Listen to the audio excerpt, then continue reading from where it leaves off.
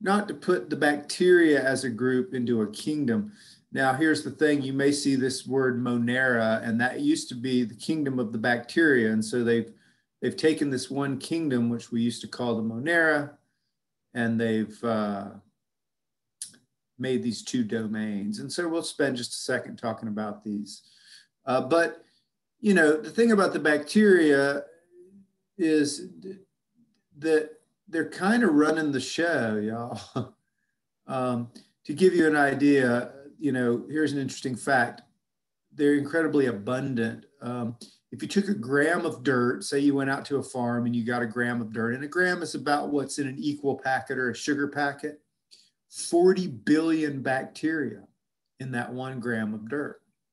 Okay, so that's some interesting thing to think about. Here's a crazy thing. You have in your body about 40 trillion cells. So in other words, there's 40 trillion cells in your body, and living in and on those 40 trillion cells are 400 trillion bacteria. We house 400 trillion individual bacterial cells in our bodies or on our bodies at any given time. So although you can't see them without a microscope, they're incredibly abundant, right? If you could round up all the bacteria on Earth and weigh them, their mass would be greater than all the other living things combined. So, you know, although they're small and although you can't see them, they are relevant because they're so abundant and their biomass is so great. Okay, so those are some interesting facts about bacteria. And we'll jump into so stuff like this, you're not really responsible for, you know, classification based on shape. But just so you know, there are heterotrophic bacteria and autotrophic bacteria. The heterotrophic ones can't make sugar, right? We talked about that already. And they come in different shapes. There's round ones, which we call cocci. I'm not convinced these aren't just Cheeto Puffs in this picture, but they're saying that they're rod-shaped or bacilli bacteria. And then the most advanced bacteria are spiral shaped. Okay. Don't worry about gram stain. So when we get to the archaea, these are the most primitive life forms on Earth. And that would be, you know, a useful thing to know about them if you wanted to know something about them. And these organisms are kind of oddball organisms. They're the first to have evolved in terms of life on Earth. And we have these 3 different groups of archaea. There are the heat-loving ones and the salt-loving ones and the methane-producing ones. And so, you know, this is a cool picture. This is of Yellowstone. If you've never been to Yellowstone, before you die, I hope that's not soon, but before you die, go check it out. This, for perspective, is a walkway right here. And this is a paint pool. This is a big pool of hot water. It's a hot spring. And you can see the different colors are due to the different concentrations of thermophilic bacteria present in the water. Okay.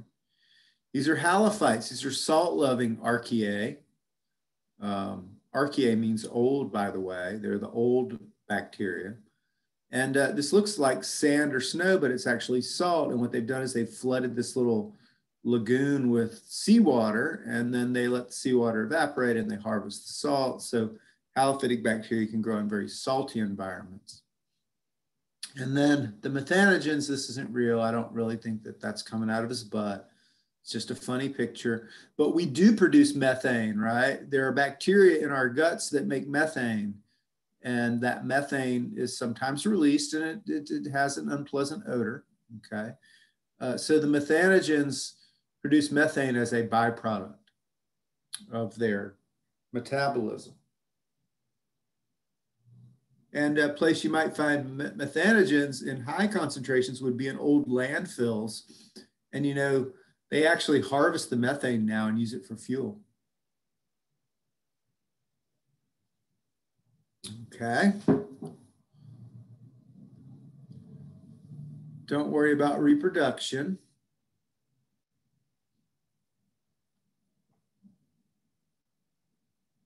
Now, why don't we have our list of, I'm going to have to jump into a different, that's interesting. I don't have my list of, let me jump into a different PowerPoint, sorry. That is an incomplete PowerPoint. Let's see, get the better one here. Sorry about that. Try that again.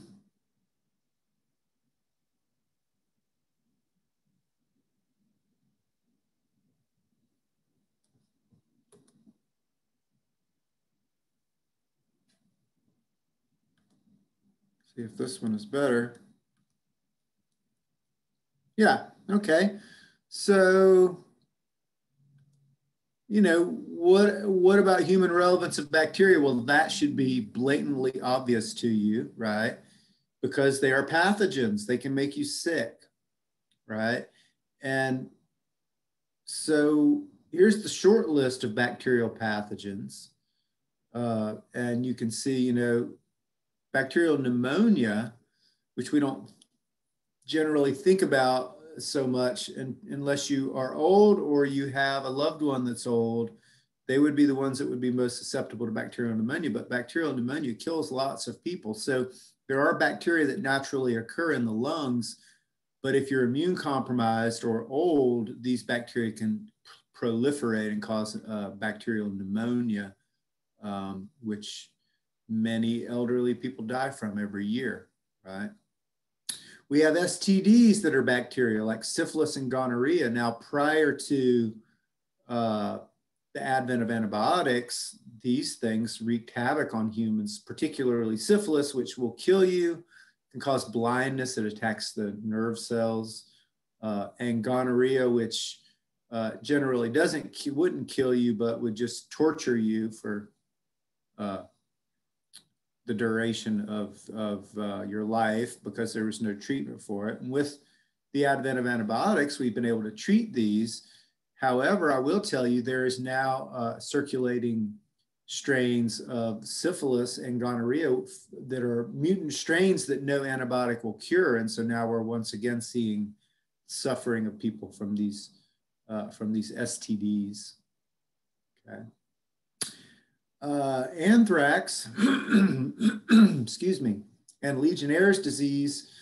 Anthrax is maybe before your time, but right after 9/11, excuse me, some wingnut was mailing anthrax in the mail. Anthrax is actually common in soil, particularly soil that might have manure in it. And there's a skin form of anthrax where if, let's say, a poultry farmer gets scratched by a chicken or a turkey, he or she might get an infection, which would present very much like a staph infection of the skin, and they would give you some antibiotics and it would go away. If you get a systemic form of anthrax by breathing the spores into your lungs, it can kill you very quickly. It becomes hemorrhagic.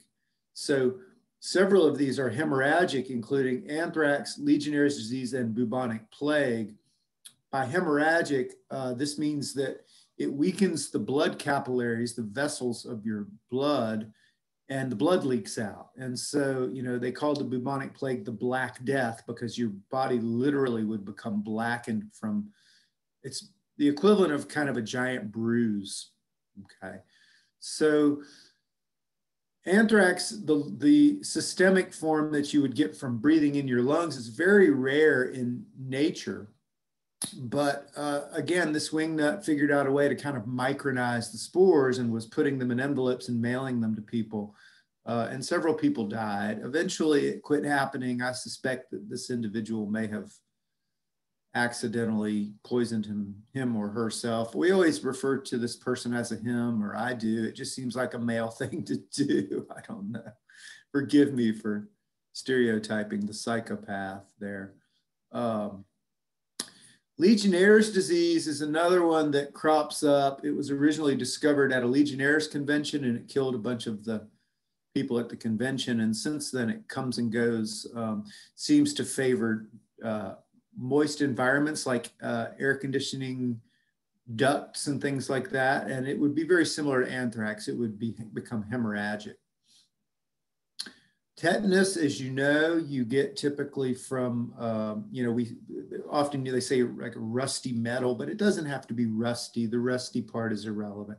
If you get a puncture wound, it's a good idea to get a tetanus shot. They are good for, I think, 12 years now. If you're going out of the country, it's a good idea to get a tetanus shot. Why? Because you don't want people in other countries sticking needles in you. It's a bad idea. You don't know what sort of sterilization practices they might use in other countries, particularly third world countries. So get a tetanus shot before you leave, just to be safe. Botulism is an interesting one worth discussing for just a second. And what's interesting about botulism is that the organism is actually, you ready for this? And it includes both botulism and gas gangrene. The organism is an obligate anaerobe. Now think about what that's saying. Anaerobe means without oxygen, right? If you're an organism that's an obligate anaerobe, you can only live where there's no oxygen, which seems strange to us, but this botulinum organism, the genus is Clostridium. And Clostridium botulinum is the one that causes botulism, which is a form of food poisoning. So here's the thing. There are Clostridium spores everywhere, but they're harmless because there's oxygen in the room. If you remove the oxygen, for example, you decide you're going to home can some green beans or some squash, you boil the oxygen out of the jar when you're canning, but if you don't heat it up enough, the Clostridium spores can survive and they can begin to grow. And the Botox, the botulinum toxin, is incredibly poisonous. We measure doses, or deadly doses in micrograms or thousandths of a milligram. And so, this is some of the most toxic poison that we know of that occurs naturally on the earth. So the classic way that people get botulism these days is by improperly canning low acid food. If it's an acidic food like tomatoes, you can literally process it in a hot water bath for 15 minutes and it's preserved. But if it's a low acid food like beans or squash, it takes 40 minutes at 15 pounds of pressure in a pressure canner to ensure that the green beans are safe to eat.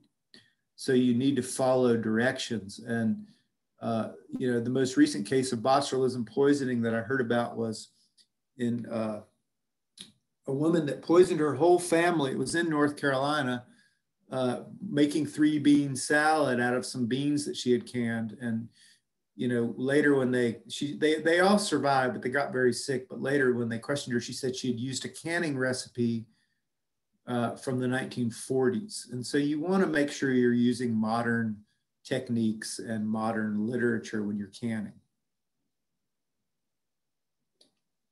Now, Botox, the toxin is a muscle paralysis. It causes muscle paralysis. And so some folks figured out that you can inject very, very tiny amounts of Botox into the muscles of the face, for example, and it would smooth them out. It causes contraction of the muscles and paralysis of the muscles. And so for vanity's sake, people use the Botox to get rid of their wrinkles. Anecdotally, they discovered it helped with migraines. And so now they give it for, they use it actually as a medical treatment for migraines in some people. Gas gangrene is also a Clostridium species, but it is a flesh-eating bacteria. So to be clear, the botulinum bacteria is not a parasite. It's just that its waste products are very toxic, whereas the gangrene Clostridium species is a flesh-eating parasitic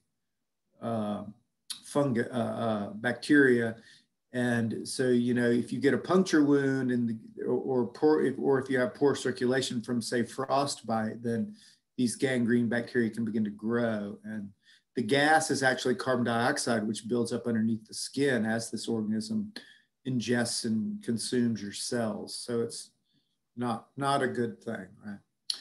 What about the plague? Well, is it relevant? Yeah, it's relevant. It killed like a third of Europe, you know, in the 12th, 13th, 14th century. And so the plague does still exist. We have mostly controlled it by controlling the vector, which is the rat flea and also the rat itself. Or if you just came in contact with, you know, with blood or bodily fluids from an infected animal or person. So the thing about the bubonic plague is it's, you know, it's very high mortality rate, like 70, 80% mortality rate. But one thing they discovered was that certain individuals seemed very resistant to the plague. And, you know, what they figured out was that they have a mutation that makes them resistant to the plague. They figured this out because certain individuals were constantly exposed and never got sick. Well, some of you could actually have this mutation. And it turns out that this mutation doesn't allow the bacteria to attach to the cells that it would infect, and therefore you're basically immune to it. This same mutation, it turns out, protects the ancestors of these individuals that survived the plague from HIV, from the virus that causes AIDS. And so this is a really good example of a really good mutation. This is a mutation that you want to have. Okay? Tuberculosis is a lung infection, super highly contagious and mostly under control, but you know, depending on the country. Certainly in third world countries, there's still tuberculosis. The next two, Salmonella and Shigella, are food and or waterborne illnesses. Salmonella in particular is one worth mentioning because every year we have outbreaks of salmonella, food poisoning. Salmonella bacteria live in the gut of poultry, chickens and turkeys primarily, can also be in cattle. And so you might think, well, people must be getting this by ingesting meat products, but that's not usually the case. In fact, most of the salmonella outbreaks occur from vegetables or fruits. And so then you start to think, well, how's that possible? Is it from the fertilizer? Not usually from the fertilizer. It's usually from cross-contamination. And so it can be as simple as the dummy that loaded the truck, the food truck, put the spinach on the bottom rack and the chicken on the top rack. And the chicken juice, and I know it's nasty, but it happens, the chicken juice dripped down out of the box onto the spinach, right? And then when the spinach got to the restaurant, the chef was slammed, didn't have time to wash it properly, put that spinach on the plate, and then you have cross-contamination. It can happen in your own kitchen. You can, your roommate or your spouse can cut up a chicken and not wash the cutting board, and then you can cut up your romaine lettuce and cross-contaminate your lettuce with salmonella. So you got to think about these things. Meat and unwashed vegetables don't mix, okay? Shigella is commonly found in water, and so drinking surface water could cause a Shigella infection or outbreak, okay? Typhoid fever, common during natural disasters. Again, it's a waterborne bacteria. And then leprosy is mostly under control in the world. It's interesting, you know, one of the vectors for leprosy is the armadillo. So, and armadillos have made it into North Carolina now with the warming climate. They've moved north. And so the take-home message is don't mess with the armadillos because you might get leprosy, okay? So now human relevance of the bacteria, you could probably write me a paragraph on the bad things about them, right? But what about the good things about them? Well, the good things about them actually involve a symbiotic relationship between bacteria and us, right? And I told you there are trillions of bacteria living inside of you. And we can't actually survive without these bacteria. We need them. Uh, in fact, if your gut was sterile, you would die within a matter of days. So we have evolved with bacteria and need them in our guts. Primarily, they help us to digest our food, and their waste products are actually beneficial. The waste products of bacteria, as I think I'd mentioned before, are things like vitamin K and niacin and riboflavin. So we derive important nutrients from these bacteria, which means if you take antibiotics and you kill them, you should consider taking some kind of probiotics. Now, before we move on, here's the thing that I will tell you about probiotics. The probiotics that they put in the probiotic pill are not the kind of bacteria that colonize your gut. So why do they put those in the pill? Well, it's not to say that they're not beneficial. They do pass through the gut, and you know, they can be beneficial. But the reason they put them in the pill is because they're the easy ones to grow and put in the pill. Mostly lactobacillus, which is the same one you would use to make yogurt or sour cream. Okay. The ones that live in your gut are difficult to grow. They're expensive to grow. And so, you know, just be aware that although it's not to say that probiotics aren't helpful, they're not really the same ones that colonize your gut and live in your gut long term. Okay.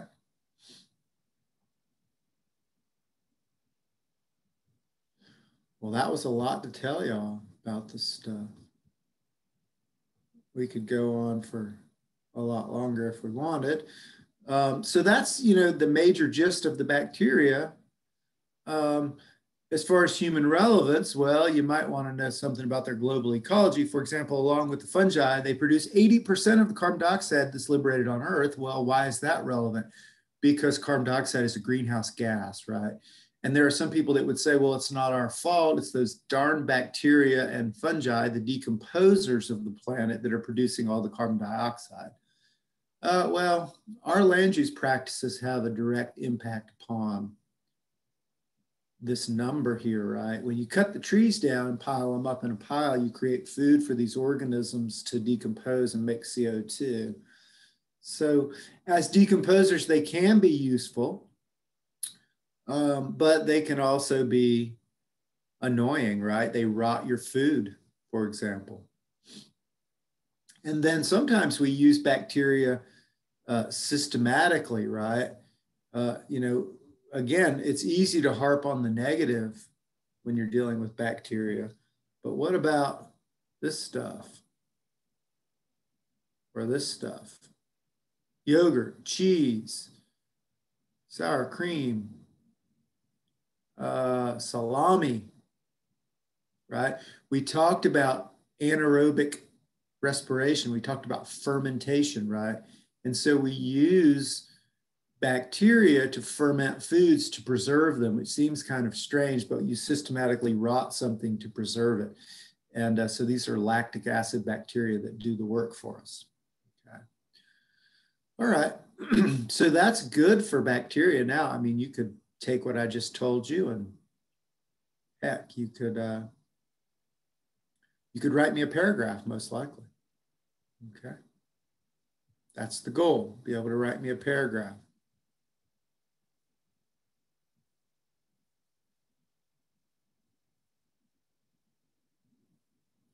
So just so that I can say, I told you the cyanobacteria are photosynthetic. So, you know, we don't think about bacteria being photosynthetic. Most of them are heterotrophic, but there are this group that are photosynthetic. When you see this green slimy stuff in a mud puddle and you think, ooh, look at that algae, it's probably not an algae, which is in the kingdom Protista, but a cyanobacteria. You may have even eaten it, believe it or not. If you had a green drink, a green smoothie, sometimes they call this stuff, which annoys me, sometimes they call it blue-green algae. Why does that annoy me? Because it's not an algae, it's a bacteria. So a common one that's ingested is called spirulina. And I see there are 13 of you out in the audience, and I'm going to be willing to guess that at least a few of you have eaten spirulina in a green drink or drinking it in a green drink. Why would someone ingest this? Well, it's actually good for you. It has nutrients.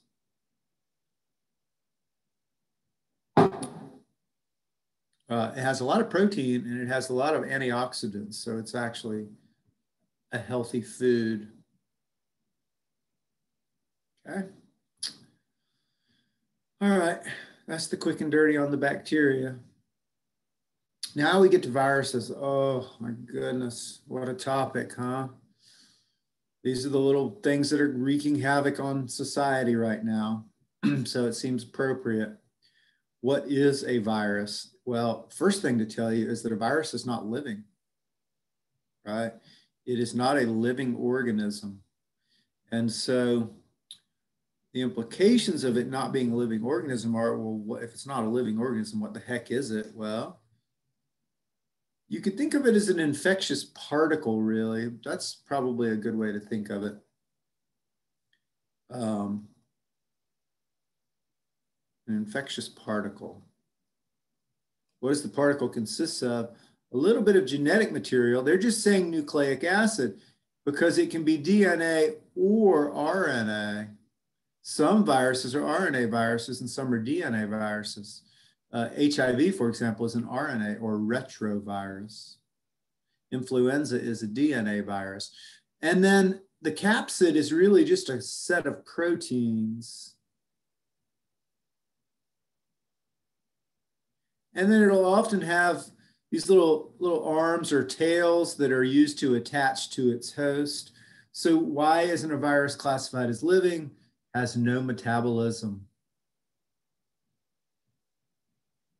right? Meaning it can't generate ATP. It doesn't have a way to make ATP. The only energy involved with respect to a virus is when it reproduces using a host, okay? And so we might think a little bit about this process and how it works. If this is a host cell, it has to be, the virus has to be compatible. There's the nucleus of the host cell. And so if it is compatible though, the virus can attach. And I'm going to make its genetic material a different color. I'm going to make it orange. So if it can attach, what it then does is it injects its genetic material into the host. At that point, this is just sort of an empty shell of proteins, right?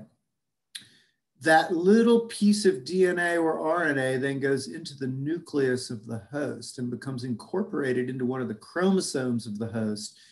And at that point, it takes over the genetic machinery of the host cell, and it forces the host to replicate its genome. Pretty soon, this host cell is all full of viral particles, of viral genetic material. If that's not enough of an insult, then it instructs the host to make the protein coats that go around the virus, right? Using its ribosomes, the host's ribosomes and the host's energy, it's now assembling the proteins around the viral particles. At this point, how is this host cell doing? Well, this host cell is not doing well, right? Lysis occurs, this cell splits open, and out come all of these viral particles. And where are they going? They're going to find another host. So you could imagine, you know, this can overrun your body very quickly. Fortunately, we have an immune system, right? The immune system uses, a recognition system, which we refer to as the antigen complex. And the antigen complex is literally the series of proteins on the surface of this viral particle, and it can work with bacteria as well. And so there are cells in your body, white blood cells, which look at things. They bump into this virus and they're like, wait a minute, we don't recognize this flag here. In other words, we don't recognize these proteins. And at that point, they would attack it. This also leads to antibody production. Antibodies are complementary fits to these proteins, and they basically enable the proteins from being reactive. Okay, so your body does have a way of dealing with viral and bacterial infections, and that way is to first be able to recognize this as being a foreign particle. Okay. Well, be that as it may, there are lots of viruses that can make us sick and kill us even, right? How do we name them if we don't name them using the Linnaean classification system? We typically name them by the places where they were discovered. For example, Ebola virus was discovered along the Ebola River, or by the what they do as a pathogen, like human immunodeficiency virus. It tells you what it does. It causes immune problems in humans. You'll often also see numbers like H1N1. These are sequences of genome that mean something to geneticists that study these things. Okay. So, we can look at a list. There are lots and lots of viruses, right? We can break them up into, the parts of the body that they infect, like cutaneous viruses, like measles, rubella, chickenpox, and smallpox. Cutaneous refers to the skin, okay? Smallpox has been eradicated from the earth by using vaccines. Good thing. There are vaccines for measles and rubella. These are the childhood vaccines. We can talk a little bit about vaccines. That's a can of worms there. Chickenpox, gastrointestinal viruses, the so-called stomach flus, noro and rotaviruses. These viruses are very resistant to stomach acid. Normally, if you ingest a virus, it's destroyed, but these things have this capsid around them that protects them, and then they get into your small intestines and they begin to replicate, and this causes the awful vomiting and diarrhea sometimes of the stomach flu, as it's called.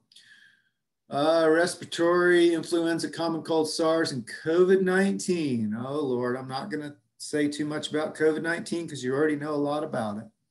But when you're making your list of relevance, when you're writing me your paragraph on the next test, be sure to include COVID-19 in there. We list it as a respiratory virus, but now we know that it can infect cells all over the body, including the heart and the intestines. It's very serious. Even as young as many of you are, don't underestimate this virus. There's just too much we don't know about it at this point. So avoid it like the plague, as they say.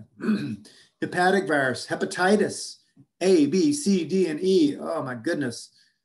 These infect the liver. Hep C is very common. Interestingly enough, baby boomers, there was a big explosion of Hep C in baby boomers. They're like, how in the world are these people getting Hep C? Turns out a lot of them got it from snorting cocaine, if you can believe that. Cocaine was really popular in the 70s and 80s, and passing the straw around and bursting the tiny blood capillaries in your nose, and this blood-to-blood contact was enough to pass hepatitis on. Hepatitis, Hep C particularly, is not necessarily considered, it's considered more of a bloodborne pathogen. If you're sharing needles, you're gonna likely get some kind of bloodborne pathogen, right? So, drug addicts that share needles, very high incidence of hepatitis, or any blood exchange. And it's not to say you couldn't get Hep C from sexual transmission, because you could, but it's just not very common. STDs, womp, womp, womp. HPV, human papillomavirus, is one of the most common, is probably the most common human virus, if you can believe that.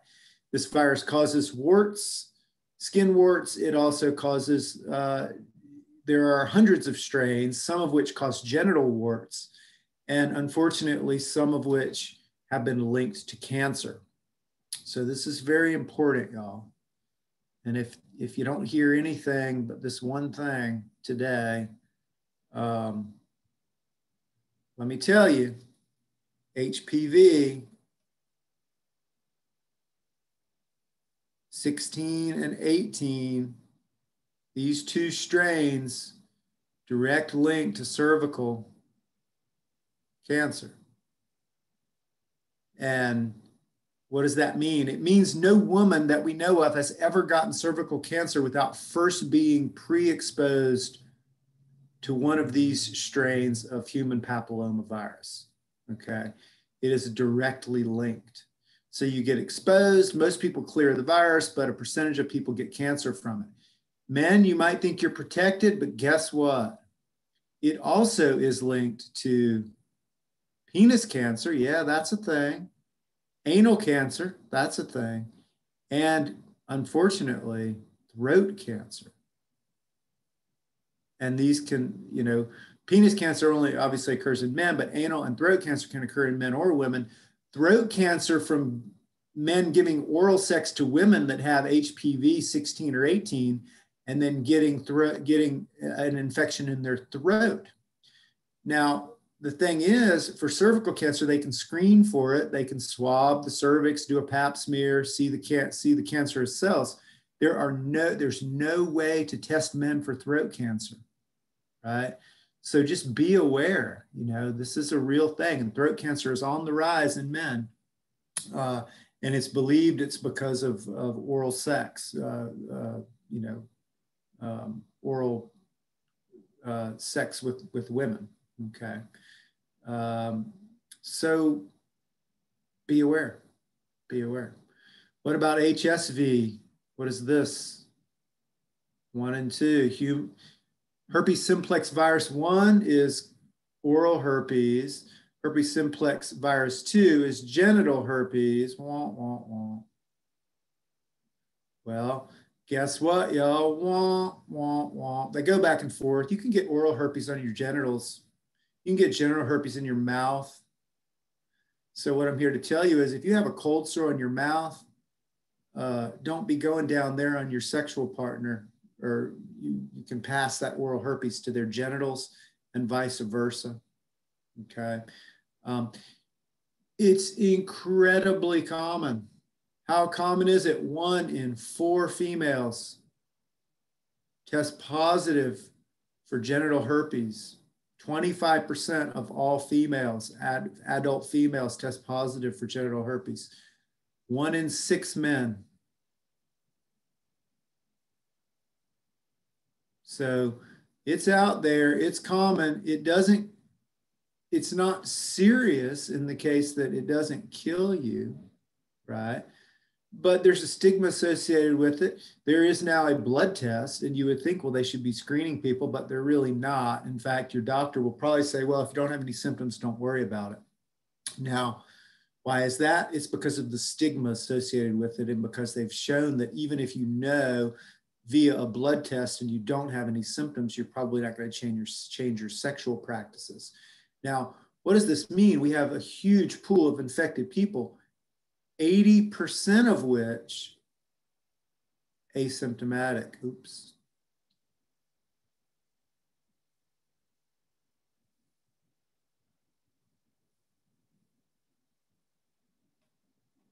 What does that mean? It means they don't have any symptoms.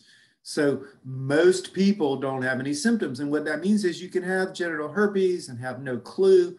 You can then pass that on to your sexual partner who is unfortunately in that other 20%, and they may have symptoms. And so, you know, even if you're asymptomatic, you can still shed the virus and do shed the virus periodically.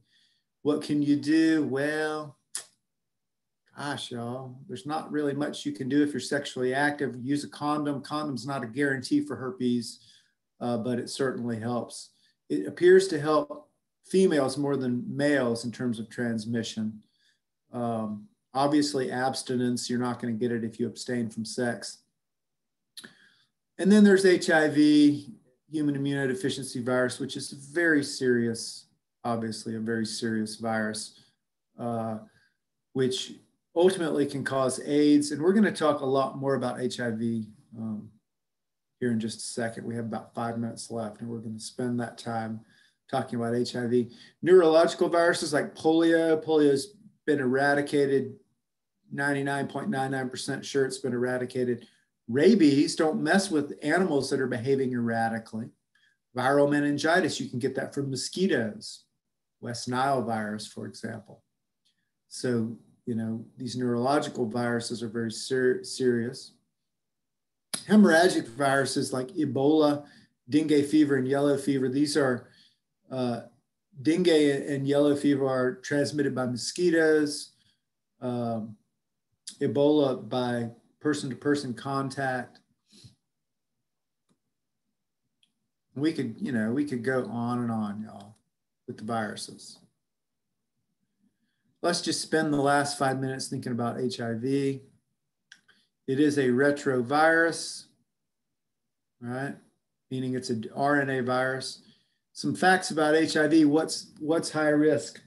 IV drug use, #1 on the list. If you're sharing needles and they're dirty needles, you're not sterilizing them between injections and sharing them with other people, you are playing Russian roulette with HIV. Let me just tell you.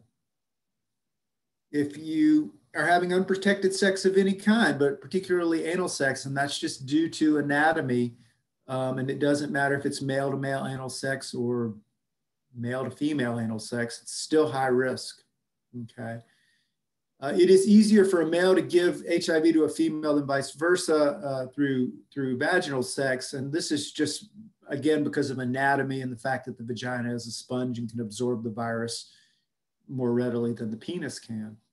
If you have other STDs like herpes and you have a herpes lesion on your penis, for example, this obviously increases your risk because now you have an open door for the virus, okay?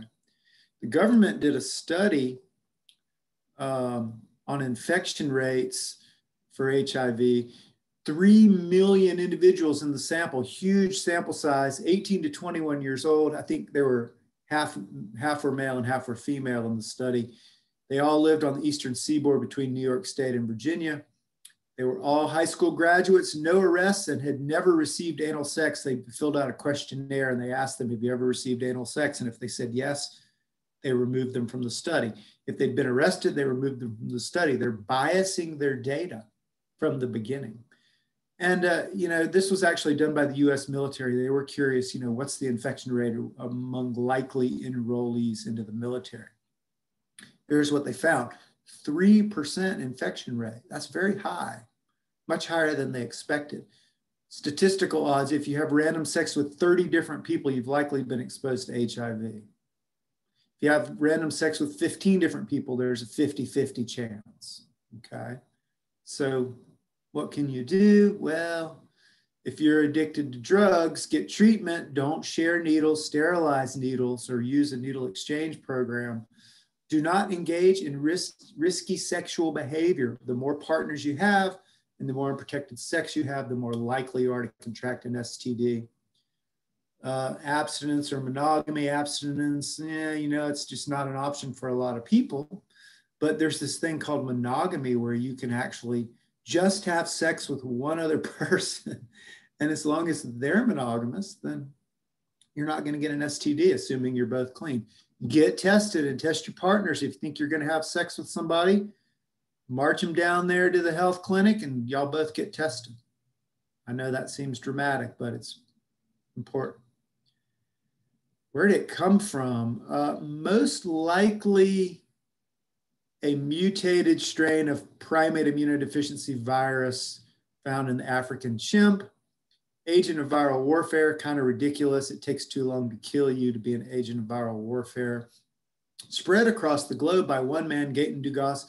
Gaëtan Dugas was a infamous, he was an airline steward. He was pretty infamous for being very promiscuous gay male. And he admittedly had sex with many, many different partners all over the world because he was an airline steward. And so he might fly to, he lived in Canada, but he might fly to Paris and have a layover and have sex with, 10 men and then fly back to Canada. And so he did contribute to the spread of HIV, but it would have obviously spread without Gayton Dugas. Last slide. They've come a long way with treatment for HIV. They now have these antiviral cocktails, which, although they're very expensive, they're also very effective at controlling the spread of the virus. And they're used prophylactically now. So if you didn't have HIV and you didn't want to get it, you could take these antiviral drugs. And if your partner did have HIV and they were taking the antiviral drugs, you could still safely have